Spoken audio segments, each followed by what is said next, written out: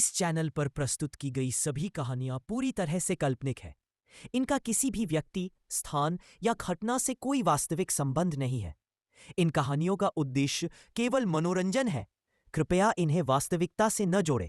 तो आइए सुनते हैं आज की एक नई काल्पनिक कहानी, केवल नॉवल स्टोरीज हब पर।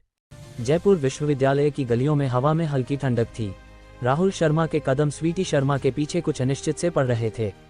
स्वीटी की चाल में एक ऐसी लय थी जो किसी प्राचीन महल के नाजुक फूलदान को जीवंत कर देती थी, सुडौल, संतुलित और सम्मोहक।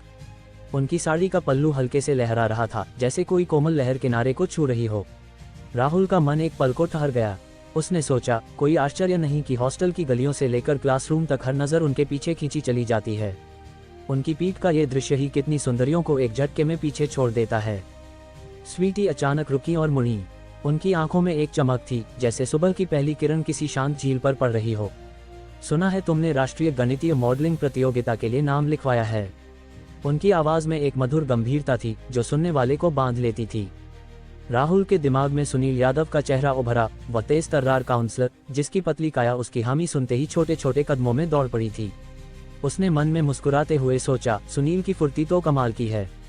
उसने सिर हिलाया। हाँ। स्वीटी के होंठों पर एक हल्की मुस्कान खिली, जो उनके चेहरे को और निखार रही थी। पहले मुझे इस साल हमारे विश्वविद्यालय के नतीजों की थोड़ी चिंता थी। अब वह बोझ मेरे कंधों से उतर गया। वह एक पल को रुकी, जैसे कोई गहरी बात सोच रही हो। मगर सच कहूं, मुझे नहीं लगा था कि तुम इस प्रतियोगिता में कूदोगे। उस दिन क्या तुम्हें ऐसा नहीं लगेगा कि बच्चों के बीच कोई बड़ा शेर घुस आया है? राहुल के चेहरे पर एक नन्ही हंसी तैर गई। उसने सिर हिलाया। स्वीटी मैम, आप मेरी बहुत तारीफ करती हैं। मुझे तो अभी तक ये भी नहीं पता कि यह गणितीय मॉडलिंग प्रतियोगिता क्या भला है। स्वीटी की भौहें हल्के से उठीं। उनकी नजरों में एक कौतूहल भरी चमक थी, जैसे कोई शिक्षक अपने छात्र की नादानी पर हैरान हो। फिर वह बोली, यह एक राष्ट्रीय टीम प्रतियोगिता है। इसमें कंप्यूटर विज्ञान स्कूल के 2 छात्र और गणित स्कूल का 1 छात्र मिलकर काम करते हैं। गणित के हिसाब और कंप्यूटर डिजाइन का तालमेल होता है। राहुल की भौहें सिकुड़ गईं। कंप्यूटर विज्ञान स्कूल के 2 छात्र। उसकी आवाज में हल्की चिंता झलकी। वह भी जयपुर विश्वविद्यालय में नया था। कंप्यूटर स्कूल के छात्रों से उसकी जान पहचान नहीं थी। अब क्या होगा? स्वीटी की आंखों में एक शरारती चमक उभरी। वह मुस्कुराई। चिंता मत करो, हमने तुम्हारे लिए 2 बहुत प्यारे कंप्यूटर जीनियस ढूंढ लिए हैं। तुम्हें जरूर पसंद आएंगे। वैसे प्रशिक्षण भवन 1 के कमरा 305 में जाओ। वहां उनसे मिलो और परिचय करो। साथ ही प्रशिक्षक से प्रतियोगिता के नियम समझ लो। राहुल ने कहा, मुझे लगा आप हमारी प्रशिक्षक होंगी। उसकी आवाज में एक हल्की उम्मीद थी। स्वीटी का चेहरा एक पल को ठहरा। फिर वह बोली, नहीं, तुम्हें गणित स्कूल के प्रोफेसर ज़हीर शर्मा मार्गदर्शन करेंगे। उनकी मॉडलिंग की समझ गहरी है। वह तुम्हारे लिए बेहतर होंगे। राहुल ने सिर हिलाया। स्वीटी ने बात को संक्षिप्त किया। उनकी साड़ी का पल्लू हल्के से लहराया और वह तेज कदमों से ऑफिस की ओर बढ़ गईं। उनके पीछे हवा में एक हल्की खुशबू छूट गई, जैसे कोई फूल अपनी मौजूदगी का निशान छोड़ गया हो। प्रशिक्षण भवन 1 का कमरा 305 विशाल था। सूरज की किरणें खिड़कियों से छनकर अंदर आ रही थीं और 20 टेबलों पर रखे कंप्यूटरों की स्क्रीनें चुपचाप चमक रही थीं। लाल और नीली पोशाकों में सिया बिंदिया यादव और सिया शीतल यादव 2 टेबलों पर बैठी थीं। उनकी उंगलियां फोन पर नाच रही थीं। वे राहुल की चैट में कुछ लिख रही थीं, शब्दों का एक ऐसा समंदर जो सैकड़ों पंक्तियों में फैला था। राहुल ने कमरे में कदम रखा। उसकी नज़र सबसे पहले उन पर पड़ी। एक पल को उसका दिल धड़कना भूल गया। उसने सोचा, ये यहाँ क्या कर रही हैं? क्या ये वही है जिन्हें स्वीटी मैम ने प्यारा और जीनियस बताया था? प्यारी तो थी, उनके चेहरों पर एक मासूम चमक थी, मगर जीनियस, ये तो कहीं नहीं दिखता था। वह धीरे धीरे उनके पास गया। हवा में हल्की ठंडक थी और उसके कदमों की हल्की गूंज कमरे में फैल रही थी। उनके करीब पहुंचते ही उसकी नज़र उनकी स्क्रीन पर ठहर गई। दोनों की चैट में लिखा था, नमस्ते, आप सो गए? बास्केटबॉल रोककर मुझे बचाने के लिए शुक्रिया। चांद बहुत गोल है, देखा? आज आप बास्केटबॉल नहीं खेले, कल जाएंगे न? आज रात आसमान में ढेर सारे सितारे हैं, कल मौसम अच्छा होगा। क्या आप बास्केटबॉल खेलेंगे? आज आखिरकार आपको बास्केटबॉल खेलते देखा, सच में कमाल है। कल क्या आप हमें मैसेज करेंगे? टीचर ने हमें गणितीय मॉडलिंग प्रतियोगिता के लिए नाम लिखवा दिया। पता नहीं किसके साथ टीम बनेगी। थोड़ा डर लग रहा है। वैसे हमेशा पूछना भूल जाती हूँ, आप किस स्कूल से हैं? राहुल के पैर जैसे जम गए। उसकी सांसें एक पल को रुक गईं। उसे अब समझ आया कि वे उसे मैसेज क्यों नहीं भेजती थीं। उनके दिल में एक डर था, एक ऐसा डर जो सैकड़ों शब्दों को लिखने के बाद भी भेजें बटन तक नहीं पहुंच पाता था। उसे पता था कि वे उसे कितना पसंद करती थीं। उनकी पसंद की रेटिंग 99 थी। उसने सोचा था कि उनसे दूरी बनाकर यह एहसास धीरे धीरे फीका पड़ जाएगा, समय की धूल सब कुछ ढक देगी। मगर वह गलत था। उनकी भावनाएं उसके लिए एक पेड़ की जड़ों की तरह थीं, गहरी, मजबूत और अटल। यह कोई साधारण पसंद नहीं थी, यह एक ऐसी शराब थी जो वक्त के साथ और गहरी और नशीली हो गई थी। सिया बिंदिया और सिया शीतल ने महसूस किया कि कोई पास खड़ा है। उनकी नन्ही उंगलियां फोन पर रुक गईं। वे एक साथ मुड़ीं, 3 जोड़ी आंखें टकराईं। उनके चेहरों पर एक चमक उभरी, खुशी की ऐसी लहर जो छुपाए नहीं छुपती थी। फिर उनकी उंगलियां तेजी से बैकपैक में गईं। दोनों ने पल्स की एक एक बोतल निकाली और राहुल की ओर बढ़ाईं। उनकी आंखों में उम्मीद की एक मासूम चमक थी, जैसे कोई बच्चा अपनी सबसे कीमती चीज पेश कर रहा हो। तभी दरवाजे से प्रोफेसर जहीर शर्मा की भारी आवाज गूंजी। अरे, आप सब यहाँ हैं। उनकी मुस्कान में एक गर्मजोशी थी जो कमरे की ठंडक को थोड़ा कम कर रही थी। सिया बिंदिया और सिया शीतल ने उनकी बात नहीं सुनी। उनकी नजरें राहुल पर टिकी थीं, जैसे दुनिया में और कुछ था ही नहीं। राहुल का दिल पिघल गया। उनके चेहरों पर वह भोलापन, वह बिना शर्त का प्यार, ये सब उसे छू गया। उसने धीरे से अपनी बाहें खोली और उन्हें गले से लगा लिया। सिया बिंदिया और सिया शीतल की सांसें तेज हो गईं। उनके हाथों में पल्स की बोतलें कांप रही थीं। राहुल की गर्मी उनके दिल तक पहुंच रही थी। उनके गोरे चेहरों पर गुलाबी रंग फैल गया, जैसे सुबह की पहली किरण किसी फूल को रंग देती हो। प्रोफेसर जहीर ये देखकर स्तब्ध रह गए। उनकी आंखें चौड़ी हो गईं और मुंह आधा खुला रह गया। हवा में एक सन्नाटा ठहर गया। कमरे की हवा में एक अजीब सन्नाटा था, जैसे समय एक पल के लिए थमसा गया हो। जहीर शर्मा की नजरें अभी भी उस दृश्य पर टिकी थीं। राहुल की बाहों में सिया बिंदिया और सिया शीतल, जिनके चेहरों पर एक नन्ही खुशी खिल रही थी। फिर उन्होंने हल्का खांसा, जैसे उस ठहरे हुए पल को तोड़ना चाहते हों। आप गणित स्कूल से राहुल शर्मा हैं और कंप्यूटर स्कूल से सिया बिंदिया यादव और सिया शीतल यादव, सही? उनकी आवाज में हल्की कड़क थी, मगर उसमें एक अनुभवी शिक्षक की नरमी भी छुपी थी। राहुल ने धीरे से सिया बिंदिया और सिया शीतल को छोड़ा। उनकी गर्मी अभी भी उसके हाथों में महसूस हो रही थी, जैसे कोई कोमल एहसास उसकी उंगलियों में बसा हो। उसने सिर हिलाया। हाँ। जहीर आगे बढ़े। उनके कदमों की गूंज कमरे में हल्के से फैली। मेरा नाम जहीर शर्मा है। मैं गणित स्कूल का प्रोफेसर हूँ। गणितीय मॉडलिंग गणित के औजारों से कंप्यूटर पर मॉडल बनाकर असल दुनिया की समस्याओं को हल करने का तरीका है। वह मुस्कुराए। उनकी आंखों में एक चमक थी, जैसे कोई पुराना सपना फिर से जाग उठा हो। बेशक, आप तीनों अपने अपने स्कूलों में बेहतरीन हैं। मैं इन बुनियादी बातों पर ज्यादा वक्त नहीं लूंगा। वह एक पल को रुके, जैसे कुछ सोच रहे हों। उनकी नजरें राहुल पर ठहरीं। राहुल, तुम सिया बिंदिया और सिया शीतल की स्थिति जानते हो, इसलिए तुम सिर्फ गणितीय गणना और शोधपत्र ही नहीं, प्रस्तुति की जिम्मेदारी भी लो। कोई सवाल? जहीर ने राहुल की ओर देखा, मगर जवाब का इंतजार नहीं किया। कोई सवाल नहीं तो ठीक है। उन्होंने कमरे में एक नजर दौड़ाई।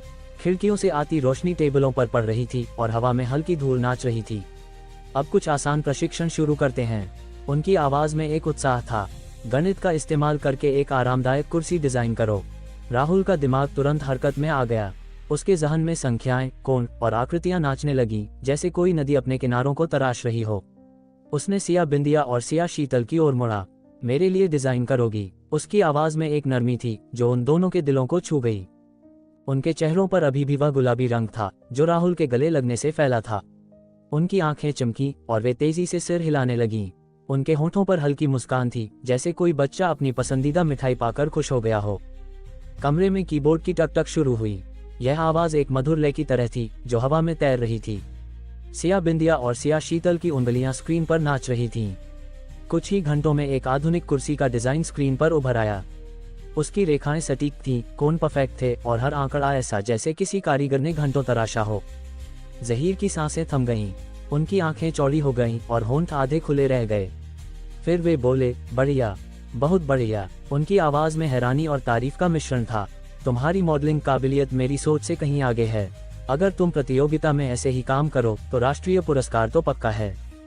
उनके चेहरे पर एक चौड़ी मुस्कान फैल गई। जयपुर विश्वविद्यालय का नाम देश में गूंजता था, मगर गणित के क्षेत्र में हाल के सालों में उसकी चमक फीकी पड़ गई थी। यह उनके जैसे प्रोफेसरों के लिए एक कसक थी। अब उनके सामने एक मौका था, एक ऐसा मौका जो उस चमक को वापस ला सकता था।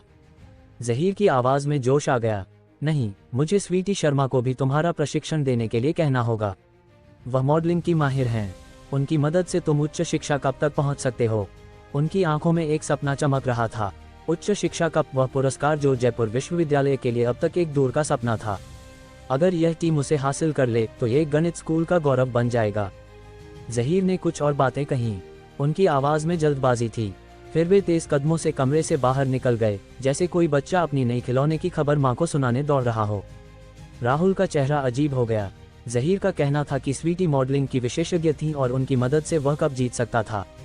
मगर स्वीटी ने तो कहा था कि ज़हीर इस काम में माहिर हैं और उसे सही रास्ता दिखा सकते हैं। उसने ज़हीर की पीठ को देखा, जो अब गलियारे में गायब हो रही थी। उसने सिर हिलाया और यह उलझन दिमाग से निकाल दी। उसने कमरे को देखा। सूरज की किरणें अब हल्की हो चली थीं। दोनों स्क्रीनों पर बनी कुर्सियां चुपचाप चमक रही थीं। सिया बिंदिया और सिया शीतल की उंगलियों की वह कुशलता, वह तेजी, ये सब उसके दिमाग में गूंज रहा था। उसने कहा, क्या तुम मेरे लिए ऑनलाइन कुछ ढूंढ सकती हो? उनकी आंखें फिर चमकीं। दोनों ने सिर हिलाया, जैसे राहुल का हर शब्द उनके लिए कोई कीमती तोहफा हो। राहुल ने कहा, मुझे सदी पुराना जिनसेंग चाहिए। देखो कहीं बिकता हो। उसने कई बार ऑनलाइन खोज की थी, मगर हर बार खाली हाथ लौटा था। उसे लगता था कि उसकी तकनीकी समझ कम थी। अब इन दोनों की काबिलियत देखकर उसने उम्मीद जताई। कमरे में फिर से कीबोर्ड की टक टक शुरू हुई। यह आवाज़ अब एक संगीत की तरह थी, जो हवा में लहरा रही थी। स्क्रीनों पर अक्षरों की बाढ़ आ गई। कुछ ही पलों में एक खबर उभरी। 7 सितंबर को दिल्ली के चांदनी होटल में नीलामी थी। नीलामी की चीजें, मौर्य काल का अशोक स्तंभ लेख, गुप्त काल का सोने का सिक्का, सदी पुराना जिनसेंग। राहुल की आंखों में एक चमक उभरी। उसका दिल तेजी से धड़का। 7 सितंबर, अगला दिन। शायद कल वह जिनसेंग हासिल कर ले और अपने पिता रमेश शर्मा के लिए मेडिकल पानी का रास्ता खोल दे। सिया बिंदिया, सिया शीतल, तुमने सच में मेरी बड़ी मदद की। उसकी आवाज में खुशी और कृतज्ञता थी। उनके चेहरों पर मुस्कान खिल गई। उनकी आंखें ऐसी चमकी जैसे सितारे अंधेरे में झिलमिलाते हों। नीलामी अगले दिन थी। राहुल का मन अब वहां नहीं ठहर सका। उसे दिल्ली के लिए निकलना था। ज़हीर ऑफिस में तेजी से पहुंचे। उनकी सांसें तेज थीं। खुशखबरी, खुशखबरी। उनकी आवाज में एक बच्चे सा उत्साह था। एक शिक्षक ने पूछा, क्या खुशखबरी? ज़हीर ने कहा, इस साल की मॉडलिंग प्रतियोगिता में हमारा विश्वविद्यालय कम से कम एक राष्ट्रीय पुरस्कार जीतेगा। क्या ये खुशखबरी नहीं? सच में, कोई झूठ। अगर स्वीटी शर्मा भी प्रशिक्षण दे तो उच्च शिक्षा का भी हमारा हो सकता है। ऑफिस में हैरानी की लहर दौड़ गई। स्वीटी ने पूछा, आप राहुल की टीम की बात कर रहे हैं न? लगता है तुम उन्हें जानती हो। स्वीटी, कल से मेरे साथ प्रशिक्षण शुरू करो। स्वीटी ने सिर हिलाया, मैं उन्हें प्रशिक्षण नहीं दूंगी। क्यों? स्वीटी, मैं गारंटी देता हूं कि वे सबसे प्रतिभाशाली टीम है जो मैंने देखी। स्वीटी ने कहा, मैंने डीन से इस बारे में बात कर ली है। मुझे मनाने की कोशिश मत करो। ज़हीर ने उनकी दृढ़ता देखी। उनकी सांसें भारी हो गईं। ठीक है, मैंने अभी राहुल और बाकियों से कहा था कि तुम्हारी मदद से वे कब जीत सकते हैं। अब वे निराश होंगे। स्वीटी की भौहें सिकुड़ीं। उनकी उंगलियां माथे पर ठहर गईं। जयपुर विश्वविद्यालय के हॉस्टल 104 का दरवाजा हल्के से खुला। राहुल शर्मा अंदर आया। कमरे में हल्की गर्मी थी और दीवारों पर पड़ी पुरानी दरारें एक थकी हुई कहानी कह रही थीं। अमित शर्मा, मोहन शर्मा और राजेश गुप्ता की नज़रें उस पर टिक गईं। तीनों के चेहरों पर एक बेचैनी थी, जैसे कोई लंबे इंतजार के बाद जवाब की उम्मीद कर रहा हो। फैन भाई, स्वीटी मैम ने फिर ऑफिस बुलाया गणित पर बात करने। अमित की आवाज़ में जलन थी। उसकी आंखें लाल थीं, जैसे कोई सपना बार बार टूटने की कसक लिए हो। राहुल ने सिर हिलाया, नहीं, स्वीटी मैम ने मुझे प्रशिक्षण भवन में मॉडलिंग प्रतियोगिता की तैयारी के लिए भेजा। प्रतियोगिता की तैयारी भी होती है। मोहन की भौहें सिकुड़ गईं। उसकी आवाज में शक था, जैसे उसे कोई अनजानी बात सुनाई दी हो।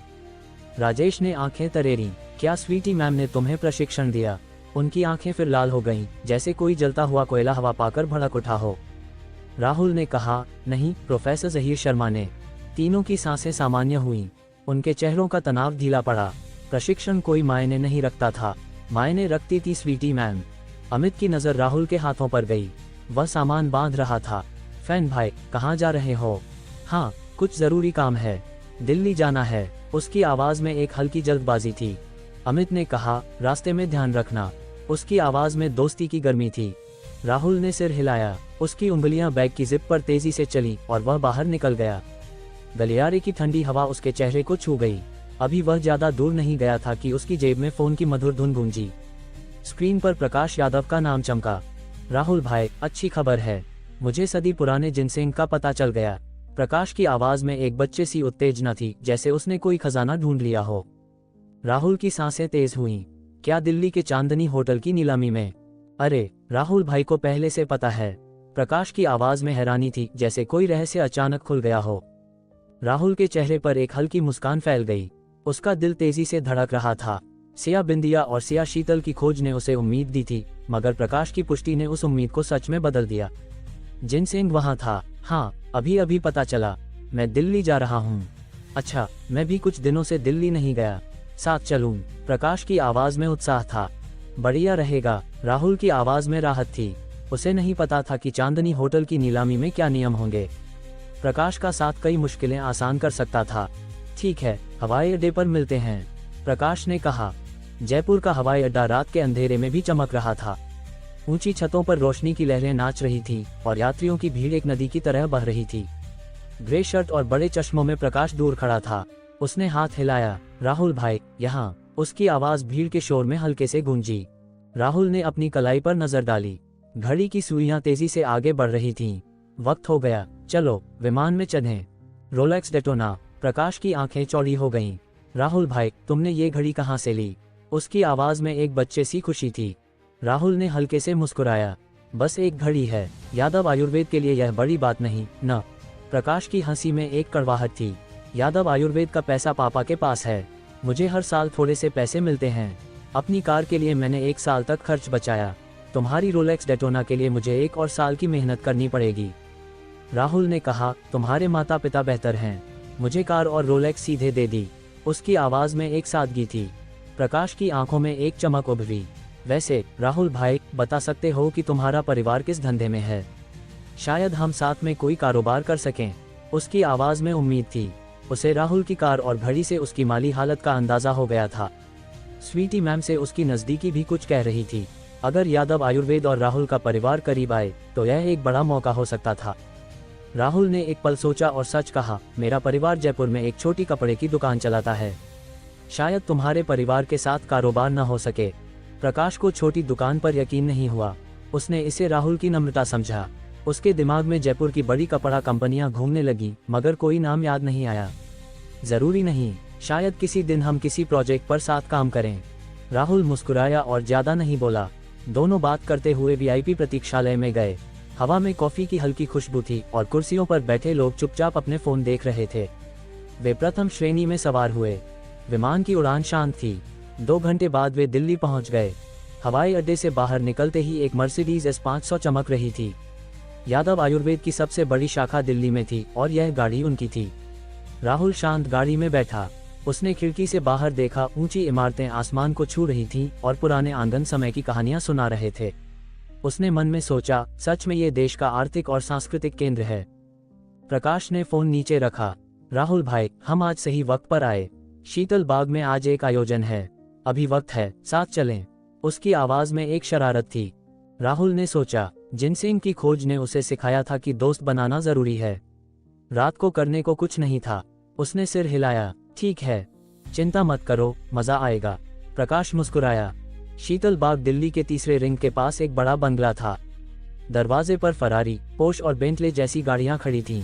हॉल में बारबेक्यू, शानदार मछली और ढेर सारी मिठाइयां थीं। लोग ब्रांडेड कपड़ों में थे।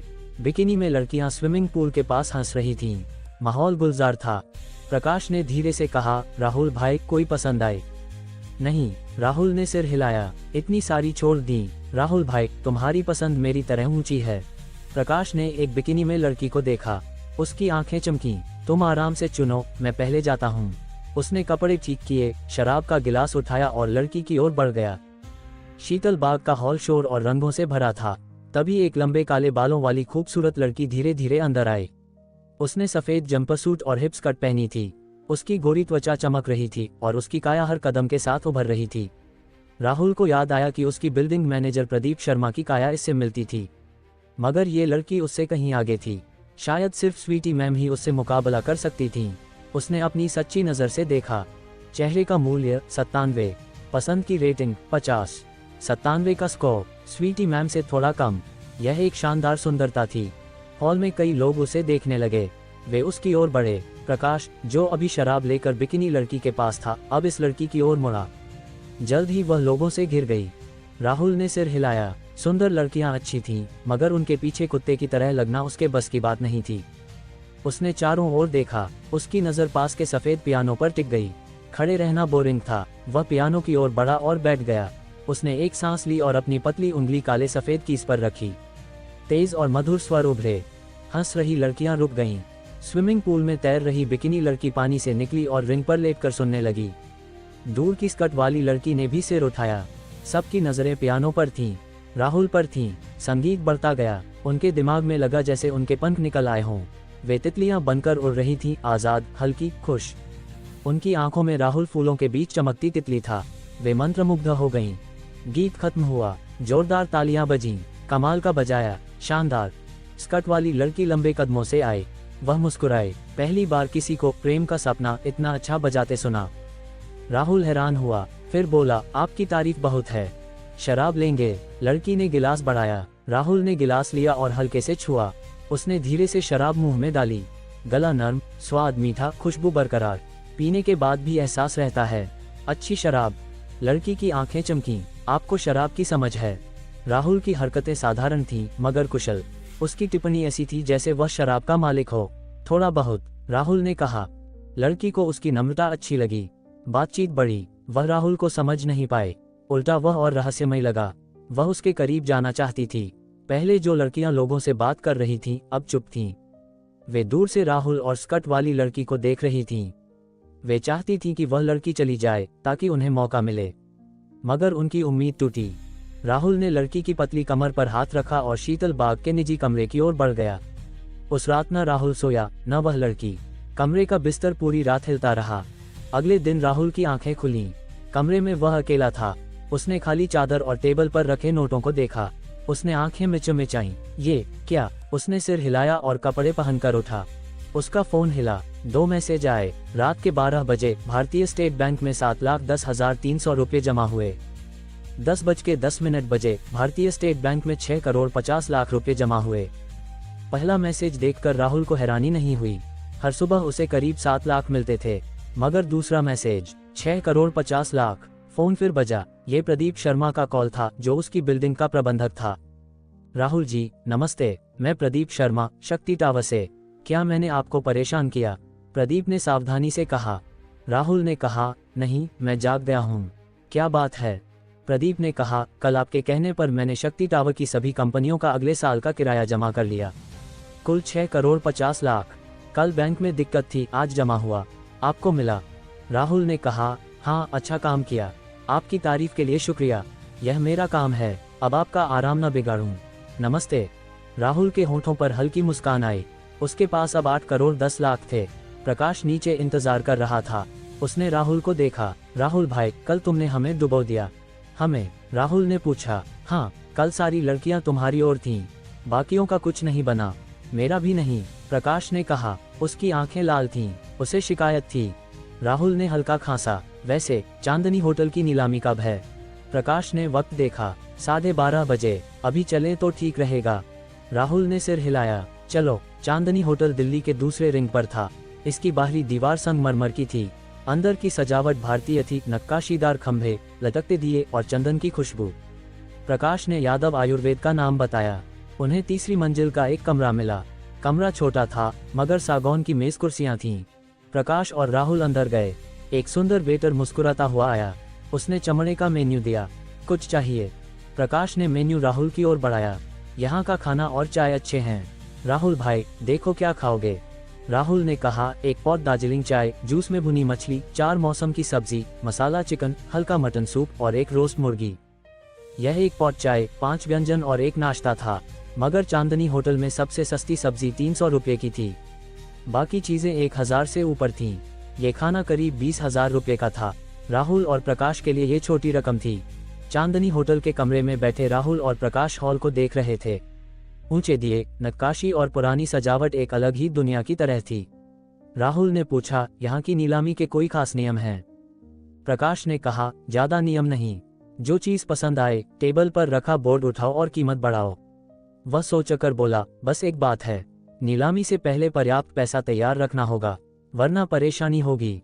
राहुल ने सिर हिलाया। दोनों कुछ देर बात करते रहे। प्रकाश को पेट में दिक्कत हुई और वह कमरे से निकल गया। तभी 12 बजे राहुल का फोन हिला। लाल लिफाफा आया। बधाई हो, आपको 10 रुपये मिले। बधाई हो, आपको 10,000 रुपये मिले। बधाई हो, आपको 1 बोतल शाही दारू मिली। बधाई हो, आपको 3 रुपये मिले। बधाई हो, आपको 2000 रुपये मिले। राहुल को कुल 30,000 से ज्यादा रुपये और 1 शाही दारू मिली। उसने नजर उठाई, एक शानदार ड्रैगन पैटर्न वाली बोतल सामने थी। प्रकाश कमरे में लौटा, उसने बोतल देखी। राहुल भाई, ये क्या है? दारू, बढ़िया दारू, चखोगे? बढ़िया दारू, जरूर, पैकिंग देखकर ही स्वाद पता चलता है। प्रकाश ने होंठ चाटे। राहुल ने बोतल उठाई और गिलास में डाला। प्रकाश ने कहा, राहुल भाई इतना धीरे क्यों? पहले डिकेंटर में डालो। राहुल ने डिकेंटर में डाला। दारू की तेज खुशबू कमरे में फैल गई। प्रकाश ने कहा, कमाल की दारू, ये रंग कितना खूबसूरत। वह लार टपकाने लगा। राहुल ने उसका गिलास भरा। प्रकाश ने जल्दी से पी लिया। कमाल की दारू। राहुल ने भी एक घूंट लिया और सिर हिलाया। एक बुजुर्ग कुर्ते में और एक लंबी लड़की कमरे के पास से गुजरे। बुजुर्ग ने सूंघा और हल्के से हम कहा। वह रुके और दरवाजा खटखटाया। प्रकाश ने पूछा, क्या खाना अभी बाकी है? राहुल ने कहा, शायद सब आ गया। प्रकाश ने कहा, अंदर आएं। राहुल के चेहरे पर शक था। प्रकाश का मुंह खुला रह गया। माफ करें, आपके खाने में दखल दिया, बुजुर्ग ने कहा। प्रकाश ने मुंह बंद किया। कोई दिक्कत नहीं, क्या आप शंकर प्रसाद शर्मा हैं? मुझे जानते हो, बुजुर्ग ने कहा। प्रकाश का चेहरा सम्मान से भर गया। नमस्ते शंकर जी, मैं प्रकाश यादव हूँ, सुरेश यादव का पोता। मैं दादाजी के साथ उत्तरी व्यापार सभा में आपसे मिला था। शंकर ने याद किया, सुरेश का पोता, तुम्हारे दादाजी की चिकित्सा कला शानदार है। उन्होंने मेरी बीमारी में मदद की थी। अगली बार उनसे मिलो तो मेरा नमस्ते कहना। दादाजी को आपकी बात सुनकर खुशी होगी, प्रकाश ने कहा। यादव परिवार जयपुर का बड़ा परिवार था, मगर शंकर का परिवार पूरे भारत में शीर्ष पर था। शंकर प्रसाद शर्मा उनके परिवार का आधार थे। मैं यहाँ दारू की खुशबू से आया, शंकर ने कहा। उनकी आंखें शाही दारू पर टिकी थीं। प्रकाश कुछ बोल नहीं पाया। अगर यह उसकी होती तो वह पूरी बोतल शंकर को दे देता, मगर यह राहुल की थी। राहुल ने कहा, आपको भी दारू पसंद है? पहले पी है, उसका स्वाद आज भी याद है, शंकर ने कहा। राहुल ने कहा, हमने अभी खाना खाया है, अगर आपको बुरा न लगे तो साथ बैठकर पी लें। फिर मैं संकोच नहीं करूंगा, शंकर मुस्कुराए। लड़की ने कहा, दादाजी आपकी तबीयत, थोड़ी दारू से कुछ नहीं होगा, शंकर ने कहा। वह बैठ गए। शंकर ने डिकेंटर देखा। 30 लाख की शाही दारू को डिकेंटर में बर्बादी है। प्रकाश के हाथ कांप गए। उसकी चम्मच गिर गई। शंकर जी, आपने दारू की कीमत क्या कही? शंकर ने कहा, शाही दारू 1992 में बनी थी। कुल 10 बोतलें थीं, 9 पी ली गईं। 2 साल पहले आखिरी बोतल 32 लाख में बिकी थी। ये दुनिया की आखिरी बोतल होगी। नीलामी में कम से कम 40 लाख की होगी। प्रकाश ने गला साफ किया। उसका चेहरा हैरानी से भरा था। 40 लाख की दारू। चांदनी होटल के छोटे से कमरे में शाही दारू की खुशबू हवा में तैर रही थी। राहुल शर्मा को प्रकाश यादव के मन में उमड़ते विचारों का अंदाजा नहीं था। उसने शंकर प्रसाद शर्मा के लिए एक गिलास भरा और शांत स्वर में कहा, शंकर दादाजी लीजिए। शंकर ने गिलास उठाया। पहले उसे नाक के पास ले जाकर सूंघा, जैसे कोई पुरानी याद को फिर से जी रहा हो। फिर धीरे से मुंह में डाला। उनके चेहरे पर संतोष की लहर दौड़ गई। हाँ, यही स्वाद है, गहरा, नर्म और लंबा, शाही दारू के लायक। उनकी आवाज में एक पुरानी शराब की तरह गहराई थी। राहुल ने उनकी आंखों में चमक देखी। उसने हल्के से मुस्कुराते हुए कहा, लगता है आपको सच में पसंद है। बोतल में कुछ बाकी है, यह आपको देता हूँ।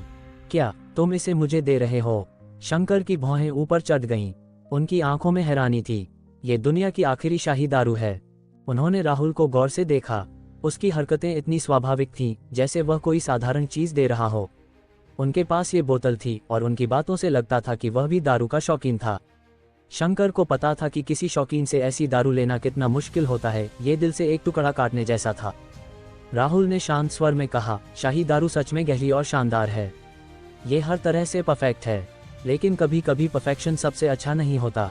थोड़ी कमी इसे और खास बनाती है। इस नज़र से देसी और फ्लाइंग दारू बेहतर हैं। यह मुझे उतना पसंद नहीं। इसे उस तक जाना चाहिए जो इसे समझे। शंकर ने राहुल की बात सुनी। उनके झुर्रियों भरे चेहरे पर रंग बदलते रहे। 20 साल के लड़के का दारू पर ऐसा ज्ञान उनके लिए नया था।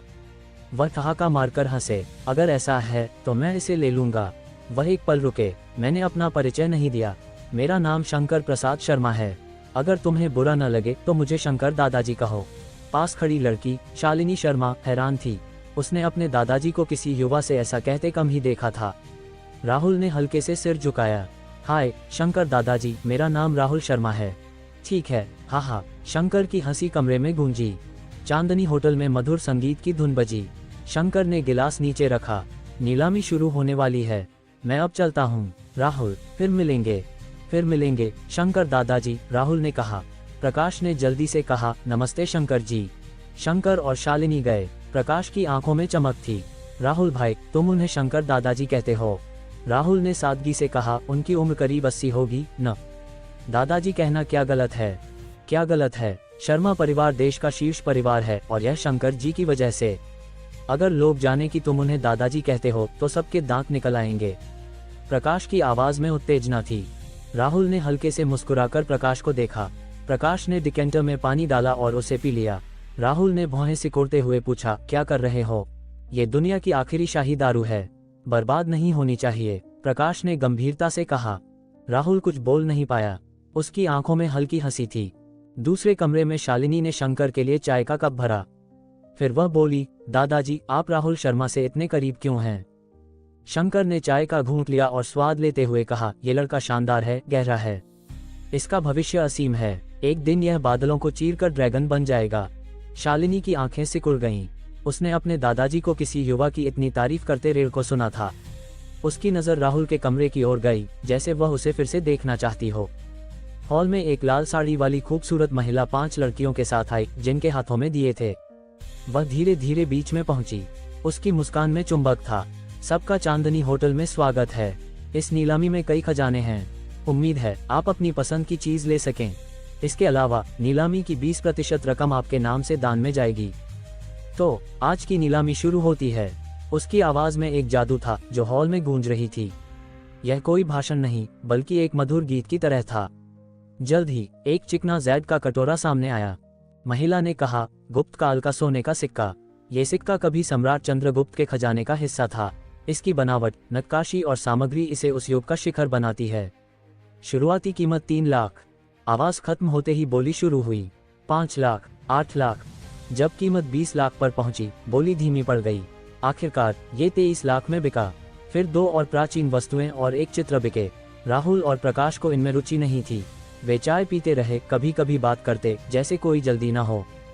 तभी एक नई चीज सामने आई। महिला ने कहा, आयुर्वेद और कथाओं में सदी पुराने जिनसेंग के चमत्कारों का जिक्र है। लोग इसे ढूंढते हैं, मगर असली जिनसेंग दुर्लभ है। आज हमारे पास एक सच्चा सदी पुराना जिनसेंग है। शुरुआती कीमत 4 लाख। एक पुराना जिनसेंग हॉल के बीच में रखा गया। तीसरी मंजिल के एक कमरे से विवेक मल्होत्रा ने गोल चेहरे पर हल्की मुस्कान लाते हुए कहा, हाल में थोड़ी कमजोरी लग रही है, ये जिनसेंग ठीक रहेगा। 5 लाख। उसने बोर्ड उठाया। उसी पर राहुल ने अपना बोर्ड उठाया। 50 लाख। कीमत 10 गुना बढ़ गई। हॉल में सन्नाटा छा गया। राहुल जिनसेंग को हर हाल में लेना चाहता था। वह धीरे धीरे बोली नहीं बढ़ाना चाहता था, यह उसके लिए समय की बर्बादी थी। बाकी लोग बोर्ड नीचे रखने लगे। कोई मूर्ख नहीं था। 50 लाख में जिनसेंग लेना समझ से बाहर था, और इतनी बड़ी बोली लगाने वाले से दुश्मनी मोल लेना बुद्धिमानी नहीं थी। हॉल में सबकी नजरें राहुल और प्रकाश के कमरे पर थीं। राहुल शांत था, जैसे कुछ हुआ ही ना हो, मगर प्रकाश की आंखें हैरानी से फैल गईं। वह जानता था कि राहुल जिनसेंग की तलाश में है। इसके लिए वह जयपुर से दिल्ली तक आया था। फिर भी 10 गुना बोली बढ़ाना। राहुल भाई, कमाल है। उसने अंगूठा दिखाया। उसी वक्त विवेक मल्होत्रा ने उनकी ओर देखा। उसका चेहरा सख्त हो गया। तो ये प्रकाश यादव है। अच्छा मौका है। खेलना चाहते हो? मैं तुम्हारे साथ खेलता हूँ। उसने बोर्ड उठाया। 52 लाख। विवेक का प्रकाश से पुराना बैर था। उसे लगा कि उसकी 5 लाख की बोली के बाद तुरंत 50 लाख बोलना उसे नीचा दिखाने की चाल थी। प्रकाश हैरान था। यादव आयुर्वेद से जुड़े होने के कारण उसे औषधियों की समझ थी। सदी पुराना जिनसेंग कीमती था, मगर उसकी कीमत 20 लाख तक ही ठीक थी। 50 लाख बहुत ज्यादा था। राहुल की बोली से साफ था कि वह इसे लेना चाहता है। फिर भी कोई बोली बढ़ा रहा था। उसने विवेक के कमरे की ओर देखा। विवेक मल्होत्रा। उसका चेहरा सख्त हो गया। उसने राहुल से कहा, विवेक से मेरा पुराना झगड़ा है। वह जानबूझकर कीमत बढ़ा रहा है। 20 लाख का जिनसेंग ठीक है, इससे ज्यादा देना ठीक नहीं। पहले छोड़ दो, मैं और लोगों से ढूंढवाऊंगा। जल्द ही दूसरा जिनसेंग मिल जाएगा।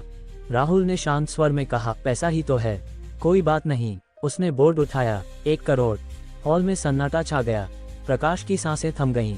वह जानता था कि राहुल का परिवार मजबूत है, मगर 1 करोड़ की बोली, जैसे यह 1000 रुपये हों। वास्तव में राहुल को अब पैसे की परवाह नहीं थी। वह मानता था कि यादव आयुर्वेद की ताकत से दूसरा जिनसेंग मिल सकता है, मगर वह इंतजार नहीं करना चाहता था। हर दिन का इंतजार उसके पिता रमेश शर्मा के लिए दर्द का एक और दिन था। विवेक का चेहरा काला पड़ गया। पहले उसकी 5 लाख की बोली पर 50 लाख और अब 52 लाख पर 1 करोड़। ये चुनौती थी। उसने बोर्ड को जोर से पकड़ा मगर हाथ नहीं उठाया। उसका परिवार धनी था मगर उसकी जेब में साल भर के लिए कुछ करोड़ ही थे। 1 करोड़ देना मुश्किल था। अगर राहुल पीछे हट जाए तो। वह ठंडी नजरों से राहुल को देखते हुए बोला, लड़के तुम में दम है। नीलामी आगे बढ़ी। अगली चीजें प्राचीन चित्र और मूर्तियां थीं। राहुल को इनमें रुचि नहीं थी। वह चुप रहा। जब आखिरी चीज 48 लाख में बिकी तो नीलामी खत्म हुई। 2 लंबी लड़कियां एक नक्काशीदार लकड़ी का डिब्बा लेकर आईं। एक ने मुस्कुराते हुए कहा, साहब यह आपका सदी पुराना जिनसेंग है, जांच लीजिए। प्रकाश ने कहा, वाह यही है 1 करोड़ का जिनसेंग। राहुल ने जिनसेंग उठाया और अपने सिस्टम पर ध्यान दिया। क्या सदी पुराना जिनसेंग जमा करना है? उसकी आंखें चमकीं। यह असली था। उसने पूछा, पैसा कहाँ देना है? वह इसे जल्दी लेना चाहता था। यहाँ कार्ड स्वाइप करें। दूसरी लड़की ने पीओएस मशीन दी। ठीक है, राहुल ने कार्ड दिया। बीप, 1 करोड़ कट गया। उसी पल उसके दिमाग में एक आवाज गूंजी, सिस्टम अपग्रेड LV5। LV5 पुरस्कार, हर सांस पर 20 रुपये, हर सेकंड की नींद पर 20 रुपये, हर कदम पर 20 रुपये। पुरस्कार रोज 24 बजे खाते में आएंगे। अपग्रेड खर्च 3.02 lakh 50 lakh. LV5 mission system शुरू। राहुल की आंखों में चमक थी। अब उसे हर दिन कम से कम 14 लाख मिलेंगे। उसने मिशन सिस्टम देखा। मिशन सिस्टम, जब मालिक किसी वस्तु या घटना को छूता है तो एक मिशन शुरू होता है और पुरस्कार मिलता है। लड़कियों ने जिनसेंग रखा और कहा, चांदनी होटल में आपका समय मंगलमय हो। वे चली गईं। प्रकाश ने कहा, राहुल भाई तुम बहुत खुश लग रहे हो। जिनसेंग मिल गया। खुश तो होना ही है, राहुल ने कहा। गलियारे में भारी कदमों की आवाज आई। विवेक मल्होत्रा 2 लड़कों के साथ अंदर आया। प्रकाश ने भौहें सिकोड़ते हुए कहा, विवेक यहाँ क्या कर रहे हो? विवेक ने प्रकाश को अनसुना किया। उसकी ठंडी नजरें राहुल पर टिकीं। लड़के तुम बहुत उड़ रहे हो। राहुल ने सोचा और हल्के स्वर में कहा, पैसे नहीं है तो नीलामी में मत आया करो। इतना शोर क्यों? तू। विवेक का चेहरा लाल हो गया। उसके पीछे के लड़के आगे बढ़े जैसे राहुल को सबक सिखाना चाहते हों। गलियारे से शंकर की गहरी आवाज आई, यहाँ कुछ शोर हो रहा है। राहुल, मदद चाहिए। राहुल ने कहा, बस छोटी बात है शंकर दादाजी, आपको तकलीफ नहीं दूंगा। ठीक है, कुछ हो तो बताना। शंकर आगे बढ़े मगर जाते वक्त विवेक पर एक ठंडी नजर डाली। विवेक का शरीर कांप गया। उसके माथे पर पसीना छलक आया। शर्मा परिवार का आधार शंकर प्रसाद शर्मा, और वह राहुल को भाई कह रहा था। उसने किससे पंगा ले लिया? विवेक मल्होत्रा का चेहरा पीला पड़ गया। मल्होत्रा परिवार दिल्ली में एक अच्छी ताकत था मगर शर्मा परिवार के सामने यह एक बड़ी चींटी से ज्यादा नहीं। शंकर प्रसाद शर्मा इसे नष्ट करना चाहें तो बस एक सांस लेने की देर थी। और उसने उस लड़के से पंगा लिया जिसे शंकर भाई कह रहा था। उसके मन में डर की लहर दौड़ गई। आखिरकार वह झुक गया और हाथ जोड़कर बोला, राहुल भाई अभी कुछ गलतफहमी हुई, माफ करें। विवेक जैसे अमीरजादे के लिए चेहरा सबसे कीमती था। झुककर माफी मांगना उसके लिए जहर पीने जैसा था, मगर यह करना जरूरी था। उसे पता था कि अगर राहुल नाराज रहा तो मल्होत्रा परिवार पर आफत आ सकती थी। राहुल ने उसे एक नजर देखा। इंसान को शांत रहना चाहिए, वरना इस बार माफी से काम चल गया, अगली बार शायद न चले। हाँ, राहुल भाई सही कहते हैं, विवेक ने सिर झुकाकर कहा। राहुल ने आगे कहा, वैसे मैंने तुम्हें उकसाने की कोशिश नहीं की। मुझे जिनसेंग चाहिए था और बार बार बोली बढ़ाने का मन नहीं था। विवेक ने चुपचाप सिर हिलाया। अगर यह बात पहले कही होती तो वह इसे बकवास कहता, मगर अब वह कुछ नहीं बोला।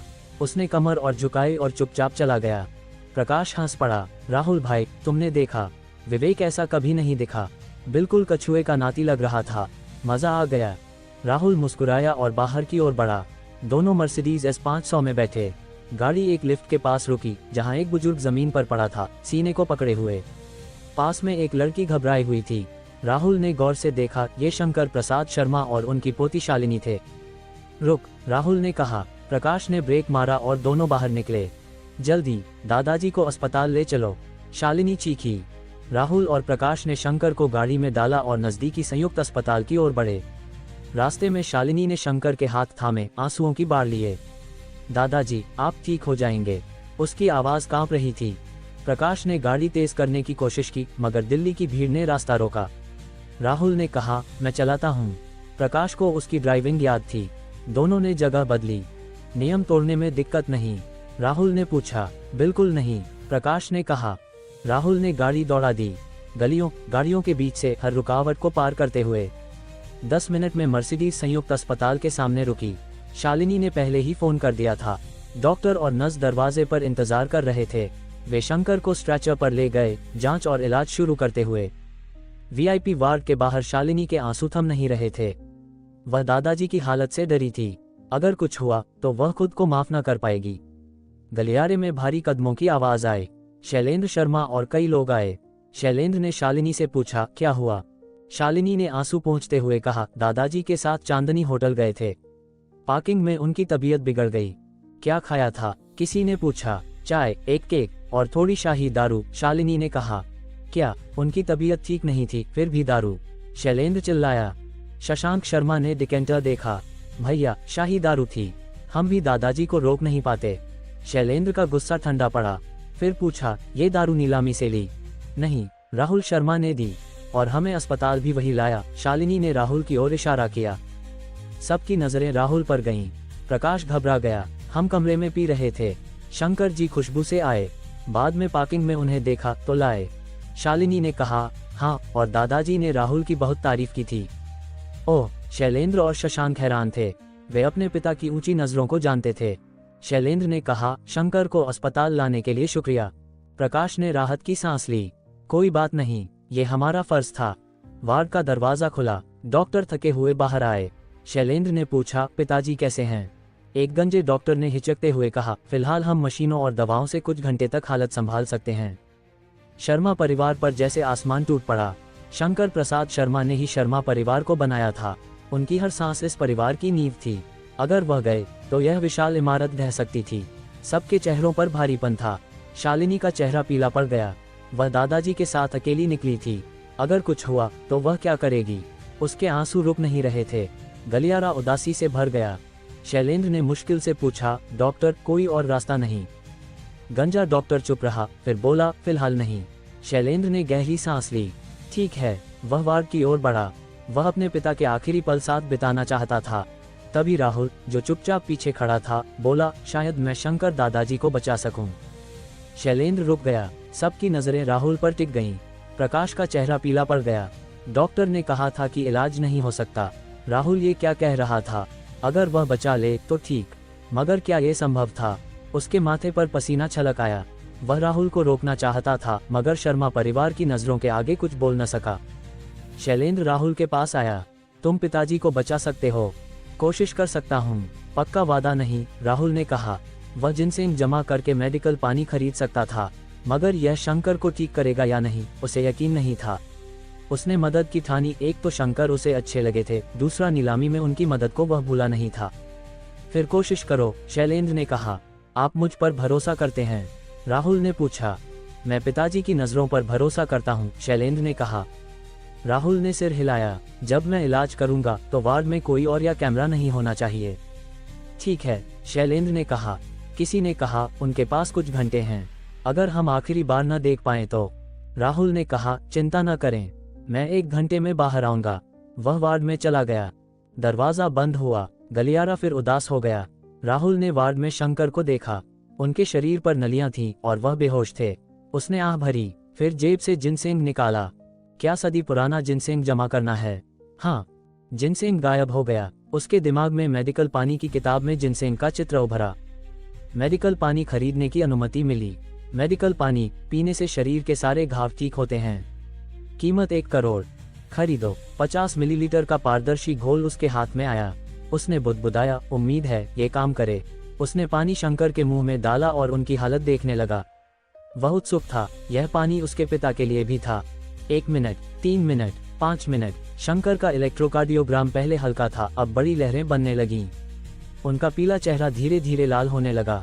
30 मिनट बाद शंकर की आंखें खुलीं। वह उठ बैठे। बाहर गलियारे में शर्मा परिवार बेचैन था और लोग आ गए। एक बुजुर्ग 2 लोगों के सहारे आया। शैलेंद्र ने कहा, नमस्ते चाचा जी, पिताजी कैसे हैं? सुना किसी युवा ने इलाज शुरू किया? बुजुर्ग ने पूछा। हाँ, पिताजी उसे पसंद करते हैं, शैलेंद्र ने कहा। गलियारे में और कदमों की आवाज आई। विश्वनाथ गुप्ता आए हैं। शर्मा परिवार की आंखों में चमक थी। विश्वनाथ देश के मशहूर चिकित्सक थे। विश्वनाथ जी, आप आए, शैलेंद्र ने कहा। शंकर मेरा दोस्त है, उसकी हालत खराब है, मैं कैसे ना आऊं? मुझे ले चलो, विश्वनाथ ने कहा। शैलेंद्र ने हिचकते हुए कहा, राहुल शर्मा इलाज कर रहा है। उसने किसी को अंदर आने से मना किया। कौन? विश्वनाथ ने पूछा। पिताजी उसे पसंद करते हैं। वह आधे घंटे से अंदर है, 1 घंटे में निकलेगा। ऐसा? विश्वनाथ ने कहा। पहले उनकी जांच दिखाओ। एक डॉक्टर ने कागज दिए। विश्वनाथ ने देखा और चिल्लाया, क्या? शंकर की हालत इतनी खराब है, मुझे अंदर जाना होगा। शैलेंद्र का दिल डूब गया। वह राहुल की बात भूलकर विश्वनाथ को लेकर दरवाजे की ओर बढ़ा। तभी दरवाजा खुला। राहुल धीरे से बाहर आया। शर्मा परिवार की नजरें उस पर टिकीं। सब डरे हुए थे। वे उम्मीद नहीं करते थे कि राहुल शंकर को बचा लेगा, मगर उन्हें बुरा समाचार सुनने का डर था। शैलेंद्र ने पूछा, पिताजी कैसे हैं? वह विश्वनाथ को अंदर ले जाने वाला था। तभी वार्ड से हल्की खांसी की आवाज आई। फिर एक परिचित चेहरा दिखा। सब पहले हैरान हुए, फिर खुशी से भर गए। शंकर ठीक थे। शैलेंद्र ने कहा, पिताजी आप बिस्तर से क्यों उठे? आपकी तबीयत? वह आगे बढ़कर सहारा देने लगा। शंकर की आवाज में ताकत थी। मैं ठीक हूँ, राहुल की वजह से उसने मुझे बचाया। शर्मा परिवार को पहले से अंदाजा था, मगर शंकर की बात सुनकर भी वे हैरान थे। प्रकाश की जान में जान आई। उसकी पीठ पसीने से भीग गई थी। अगर कुछ गलत हुआ होता तो क्या होता? शैलेंद्र ने झुककर कहा, राहुल भाई शुक्रिया। राहुल ने उसे सहारा देते हुए कहा, शैलेंद्र भैया बहुत औपचारिकता मत करो, ये छोटी सी मदद थी। वैसे भी शंकर दादाजी ने मेरी मदद की थी। शंकर ने हंसते हुए कहा, मेरी मदद क्या? राहुल, तूने मेरी जान बचाई और पूरे शर्मा परिवार को संभाला। ये औपचारिकता तुझे शोभा देती है। उन्होंने विश्वनाथ की ओर देखा। पुराने दोस्त, तुम्हें तकलीफ हुई? विश्वनाथ ने हाथ हिलाया। हमारे बीच ये तकलीफ क्या? मैं तुम्हारी जांच करूं। ठीक है, शंकर ने कहा। विश्वनाथ ने शंकर की नब्ज पकड़ी। कुछ देर बाद उनकी भौहें सिकुड़ गईं। शैलेंद्र ने पूछा, पिताजी कैसे हैं? विश्वनाथ ने कहा, पहले खून की जांच और सीटी करवाओ।